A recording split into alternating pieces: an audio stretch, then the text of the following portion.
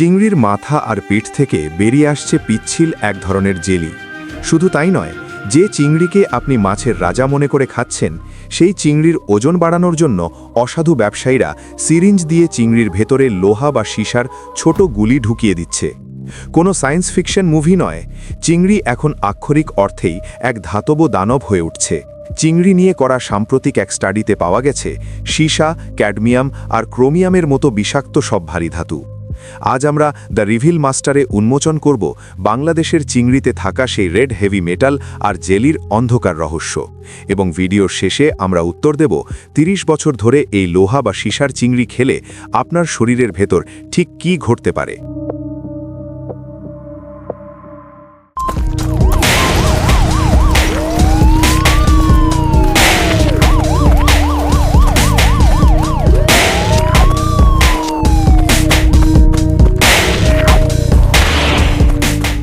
বাংলাদেশের দক্ষিণ পশ্চিমাঞ্চল, বিশেষ করে খুলনা ও সাতক্ষীরার রুই কাতল নয়, বরং আন্তর্জাতিকভাবে সমাদৃত সাদা সোনাখ্যাত গলদা ও বাগদা চিংড়ি নিয়ে করা একটি গবেষণায় বেরিয়ে এসেছে, সংগৃহীত চিংড়ির টিস্যু এবং খোসায় সীসার পরিমাণ পাওয়া গেছে 0.52 থেকে 1.16 মিলিগ্রাম প্রতি কেজি, যা অনুমোদিত সীমার 0.50 মিলিগ্রামের চেয়ে অনেক বেশি।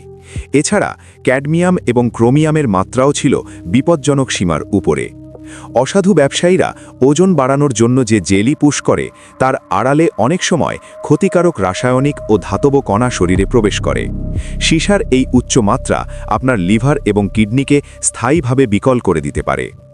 গবেষণায় দেখা গেছে, রূপসা এবং ভৈরব নদীর পানিতে এই ধাতব দূষণ অনুমোদিত সীমার নিচে থাকলেও চিংড়ির দেহে এর মাত্রা আকাশচুম্বী। এর কারণ হল, চিংড়ি মূলত নদীর তলদেশের কাদা ও সেডিমেন্টে বাস করে, এবং সেখান থেকেই এই বিষাক্ত ধাতুগুলো তাদের দেহে বায়ো অ্যাকিউমিলেশন বা পুঞ্জীভূত হয়। ট্যানারি এবং পোল্ট্রি বর্জ্য থেকে তৈরি সস্তা ফিশ ফিড বা মাছের খাবার এই দূষণের অন্যতম প্রধান উৎস।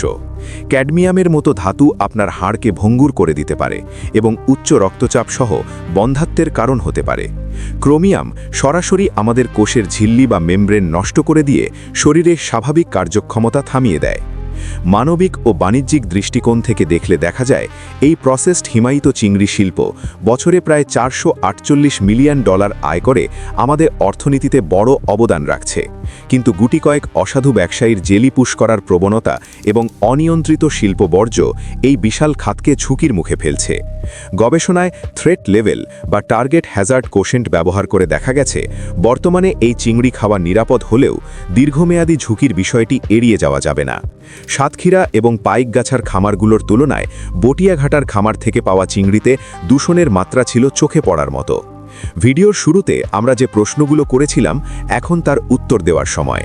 ৩০ বছর ধরে যদি কেউ এই ভারী ধাতু মিশ্রিত চিংড়ি নিয়মিত খেতে থাকেন, তবে তার নন কার্সিনোজেনিক বা ক্যান্সারহীন স্বাস্থ্য ঝুঁকি তৈরির সম্ভাবনা থাকে। সীসা এবং ক্যাডমিয়ামের মতো বিষাক্ত ধাতুগুলো রক্তে মিশে দীর্ঘমেয়াদে স্নায়বিক রোগ এবং লিভারের জটিলতা তৈরি করতে পারে। অসাধু ব্যবসায়ীরা লোহা বা জেলি ঢুকিয়ে কেবল ওজনই বাড়াচ্ছেন না, বরং তারা আমাদের জাতীয় রপ্তানি পণ্যটির ব্র্যান্ড ভ্যালু এবং জনস্বাস্থ্যকে ধ্বংসের মুখে ঠেলে দিচ্ছে। রাষ্ট্র যখন রপ্তানি আয়ের স্বপ্ন দেখছে, তখন আমাদের নদীগুলোর পানি এবং খাবারের উৎস সুরক্ষিত রাখা এখন সময়ের দাবি। পরিশেষে বলবো, চিংড়ি কেনার সময় অতিরিক্ত চকচকে বা অস্বাভাবিক ফোলা চিংড়ি এড়িয়ে চলুন। মনে রাখবেন, সস্তা ফিড আর অধিক মুনাফার লোভ আমাদের শরীরের ভেতর একটি ধীর গতির বিষ তৈরি করছে। দ্য রিভিল মাস্টার চায় আপনি সচেতন হন, কারণ আপনার খাদ্য তালিকায় থাকা প্রতিটি কামড় যেন স্বাস্থ্যকর হয়। আপনি কি কখনো আপনার কেনা চিংড়ির ভেতরে এমন জেলি বা রহস্যময় কিছু পেয়েছেন? কমেন্টে আমাদের জানান। এই ভিডিওটি শেয়ার করে সবাইকে সচেতন করুন। প্রযুক্তির আড়ালে লুকিয়ে থাকা এমন আরও সব ইনভেস্টিগেটিভ ভিডিও পেতে আমাদের সাথেই থাকুন। ধন্যবাদ।